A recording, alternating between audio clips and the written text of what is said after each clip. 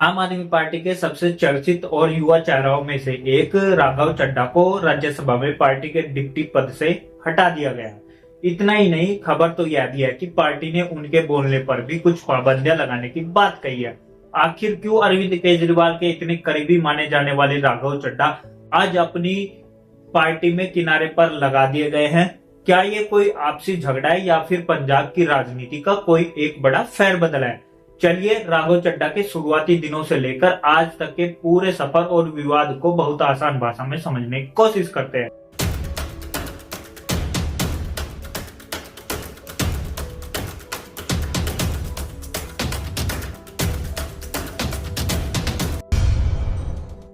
अप्रैल 2026 की शुरुआत में आम आदमी पार्टी ने राज्यसभा दफ्तर में एक चिट्ठी लिखी। इस चिट्ठी में मांग की गई कि राघव चड्ढा को राज्यसभा में पार्टी के उपनेता यानी डिप्टी लीडर के पद से हटा दिया जाए। पार्टी ने उन्हें सिर्फ हटाने ही नहीं बल्कि एक बहुत सख्त शर्त भी रखी है। उन्होंने कहा कि राघव चड्ढा को राज्यसभा में पार्टी के हिस्से वाले समय में बोलने का मौका न दिया जाए। राघव चड्ढा की जगह अब पंजाब के सांसद अशोक मित्तल को नया डिप्टी लीडर बनाने की बात कही गई है।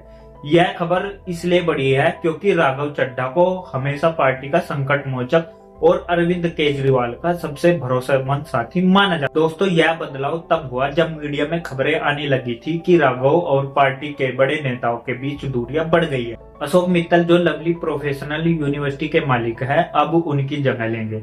इससे पता चलता है कि पार्टी अब उन लोगों को आगे बढ़ा रही है जो चुपचाप काम करते हैं और विवादों से दूर रहते हैं। दोस्तों, राघव चड्ढा का बैकग्राउंड बाकी नेताओं से काफी अलग और प्रोफेशनल रहा है। उनका जन्म 11 नवंबर 1988 को नई दिल्ली में हुआ था। उन्होंने दिल्ली के मॉडर्न स्कूल में पढ़ाई की और फिर दिल्ली यूनिवर्सिटी से ग्रेजुएशन पूरा किया। इसके बाद उन्होंने चार्टर्ड यानी सीए की परीक्षा पास की। एक सीए के तौर पर उन्होंने डेलोइट जैसी दुनिया की नामी कंपनियों में काम किया, जहां उन्होंने पैसे के हिसाब किताब और सरकारी नियमों की गहरी समझ हासिल की। बाद में वे लंदन स्कूल ऑफ इकोनॉमिक्स में चले गए। वे लंदन में अपना खुद का काम शुरू करने ही वाले थे कि तभी भारत में अन्ना हजारे का आंदोलन शुरू हो गया। 22 साल की उम्र में राघव सब कुछ छोड़ छाड़कर दिल्ली लौट आए और अरविंद केजरीवाल की टीम में शामिल हो गए। जब 2012 में आम आदमी पार्टी बनी तो राघव चड्ढा उन चुनिंदा युवा नेताओं में थे जिन्होंने पार्टी की नीतियां और चुनावी वादे यानी घोषणा पत्र तैयार किए थे। 24 साल की उम्र में उन्होंने केजरीवाल के साथ मिलकर दिल्ली के जन लोकपाल बिल का खाका तैयार करने में मदद की थी। पार्टी में राघव बहुत तेजी से आगे बढ़े। टीवी डिबेट्स में शांत और दलीलों के साथ बात करने के उनके तरीकों ने उन्हें लोगों के बीच मशहूर बना दिया। उन्हें पार्टी का सबसे कम उम्र का राष्ट्रीय प्रवक्ता बनाया गया, जो मुश्किल से मुश्किल बात को आम जनता को आसानी से समझा सकते थे। 2015 के दिल्ली चुनाव में आप की ऐतिहासिक जीत के बाद उन्हें 26 साल की उम्र में पार्टी का खजांची बना दिया गया। उन्होंने चंदे के काम में सफाई लाने की कोशिश की, जो उस समय राजनीति की एक नई बात थी। हालांकि 2008 में केंद्र सरकार ने उनकी सलाहकार की नियुक्ति को यह कहकर रद्द कर दिया कि इसमें नियमों का पालन नहीं हुआ।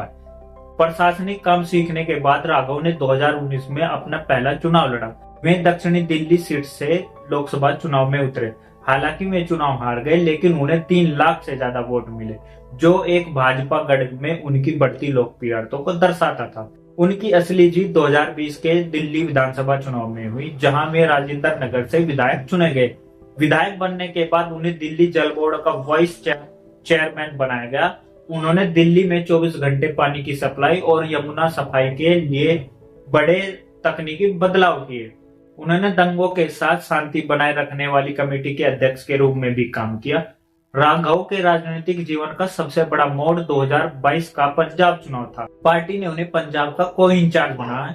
राघव ने पंजाब के गांव-गांव जाकर संगठन को मजबूत किया और आपने 117 सीटों में से 92 सीटें जीतकर इतिहास रच दिया। इस बड़ी जीत के बाद उन्हें पंजाब से राज्यसभा भेजा गया। मार्च 2022 में 33 साल की उम्र में वे राज्यसभा के सबसे युवा सदस्य बने। वे सदन में अपनी पार्टी के सबसे बुलंद आवाज बन गए थे। 2023 में जब संजय सिंह जेल गए तो राघव चड्ढा को राज्यसभा में पार्टी का उपनेता बनाया गया, जो दर्शाता था कि केजरीवाल उन पर कितना भरोसा करते हैं। दोस्तों, अगस्त 2023 में राघव चड्ढा एक बड़ी मुसीबत में फंस गए। उन पर आरोप लगा कि उन्होंने दिल्ली सेवा बिल की एक कमेटी बनाने के प्रस्ताव में 5 सांसदों के नाम उनकी मर्जी के बिना डाल दिए हैं। भाजपा ने इसे फर्जीवाड़ा बताया और उन्हें राज्यसभा में सस्पेंड कर दिया। राघव ने इन आरोपों को राजनीतिक बदला कहा। उन्होंने दलील दी कि किसी भी नाम का सुझाव के लिए उनके दस्तखत की जरूरत नहीं होती और जिसे शामिल नहीं होना वह अपना नाम वापस ले सकता है। राघव करीब 115 दिन तक सस्पेंड रहे और उन्होंने सुप्रीम कोर्ट का दरवाजा खटखटाया। अंत में विशेषाधिकार कमेटी ने माना कि उन्होंने मीडिया में गलत जानकारी दी, लेकिन उनका 115 दिन का सस्पेंशन ही उनकी सजा के लिए काफी है। 4 दिसंबर 2023 को ही उनकी राज्यसभा में दोबारा वापसी हुई। सस्पेंशन के साथ साथ राघव एक और विवाद में घिरे जो उनके घर को लेकर था।